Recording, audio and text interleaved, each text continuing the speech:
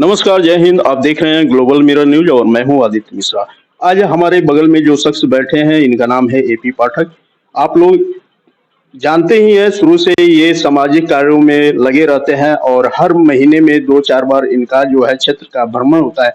आज भी ये अपने क्षेत्र का भ्रमण करने आए हैं। आइए इनसे हम जानने का प्रयास करेंगे, इनका क्या मोटो है जो साल में मतलब महीने में 2 बार और साल में लगातार इनका आना होता है। आखिर इसके पीछे क्या रीज़न है? ऐसा है कि जब मैंने बाबू धाम ट्रस्ट की स्थापना की 2008 में, उसी समय मैंने प्रण लिया कि हर एक महीना हफ्ता से 10 दिन अपने क्षेत्र में रहूंगा और गरीबों की समस्याएं सुनूंगा। और हर एक जगह जाता हूं मैं। तो ये 2008 के नवंबर से लगातार ये हम कर रहे हैं। और आपको जानकारी होगी ही कि हम ट्रस्ट के द्वारा गरीबों में कंबल वितरण करना, छठों में अपना सामान देना, किसी को भी इलाज कराना हो, अपने ट्रस्ट के द्वारा हम अपना एजुकेशन सिस्टम भी, हम कोचिंग इंस्टीट्यूट भी हम फ्री देते हैं गरीबों के बच्चों के बीच में। तो इसी संदर्भ में हम चंपारण चरण यात्रा के तहत में हम पिछले 1 साल से चल रहे हैं, ताकि यहाँ की कोई समस्या हो, चाहे वो समस्या बिजली की हो, चाहे सड़क की हो, चाहे रोजगार की समस्या हो, चाहे हेल्थ की समस्या हो। सर, बिजली का बात आपने कहा था। अभी बिहार में अपने चंपारण में खास करके देखा जाए तो एक स्मार्ट मीटर का समस्या काफी गंभीर मुद्दा है और ये बहुत बड़ी समस्या लोगों के बीच में है। क्या आप तक ये अभी तक आया है कि नहीं ऐसा? नहीं, स्मार्ट मीटर की समस्या हमारे पास अभी आई नहीं है। हमारे पास समस्या तो आई थी रिगार्डिंग जैसे कि जहाँ तार, बहुत पुराने तारे थी जो लटकी हुई थी। तो मैंने वहां पे अपना नौतनवा पचमा भी गया था। वहां लोग बाग 2 साल से परेशान थे। उन्होंने कहा कि सर, हम अपने एमपी साहब को रिक्वेस्ट किए, हम अपने एमएलए साहब को रिक्वेस्ट किए, अभी तक कोई काम नहीं हुआ। तो मैंने उन्हीं के सामने, करीब 200-250 लोग थे हम, मुझे लगता है कि 4-5 महीने पहले की बात है।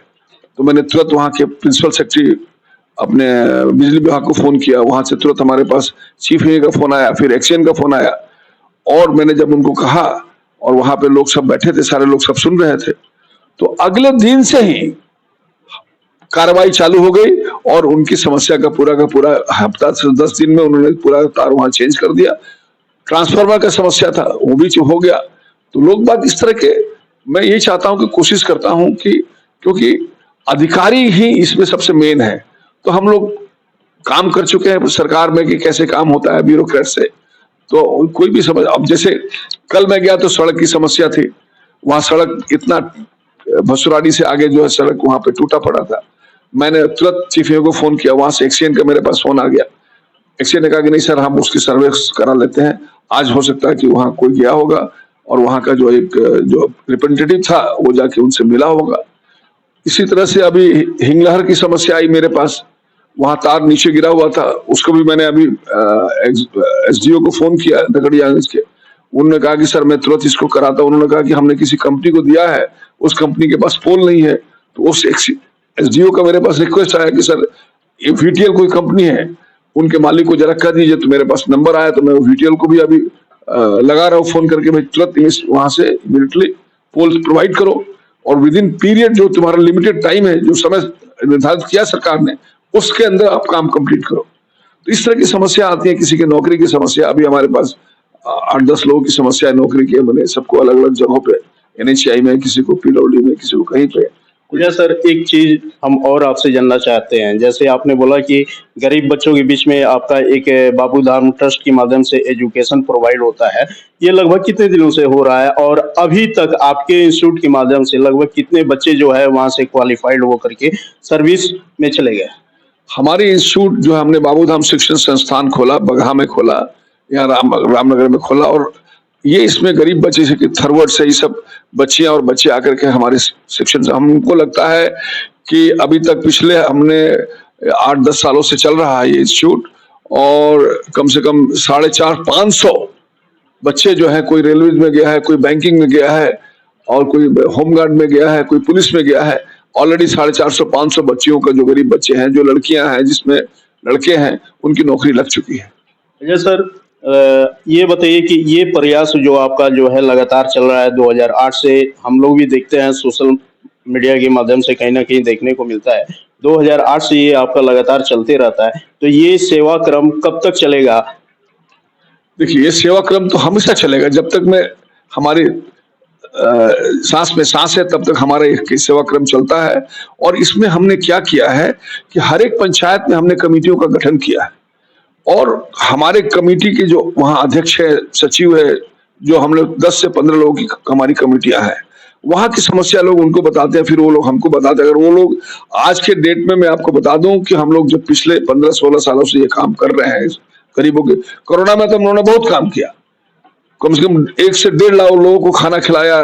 जो हमारे मजदूर आए बाहर से उनको हम लोगों ने राशन बांटा, 1 लाख से सैनिटाइजेशन दिया, हमने मास्क दिया काफी, और घरों का फ्री ऑफ कॉस्ट सैनिटाइजेशन किया। हमारे डिस्ट्रिक्ट जज साहब ने उद्घाटन किया लौरिया में, और अलग अलग जगहों पे हमारे लोगों ने किया। तो मेरा ये कहना कि ये हमेशा चलता रहेगा, अनवरत चलता रहेगा, और ये हमारे बाद भी हमारे जो संतान होगी वो उसको कैरी आउट कर दे, क्योंकि हमारे पिता माता पिता के नाम से हमने ट्रस्ट खोला है और ये अनवरत हमेशा चलता रहेगा, कभी ये बंद नहीं होगा।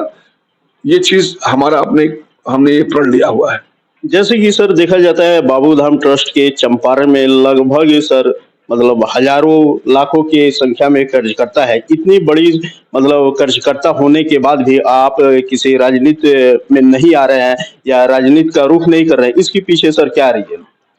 ऐसा है, वैसे जनता तो आपको मतलब एक राजनीति के चेहरा के रूप में देखना चाहती है, तो उनको आप अपने कर्जकर्ता को, यहाँ के जो लोग हैं उनको इस चीज के लिए कब तक आश्वासन देंगे?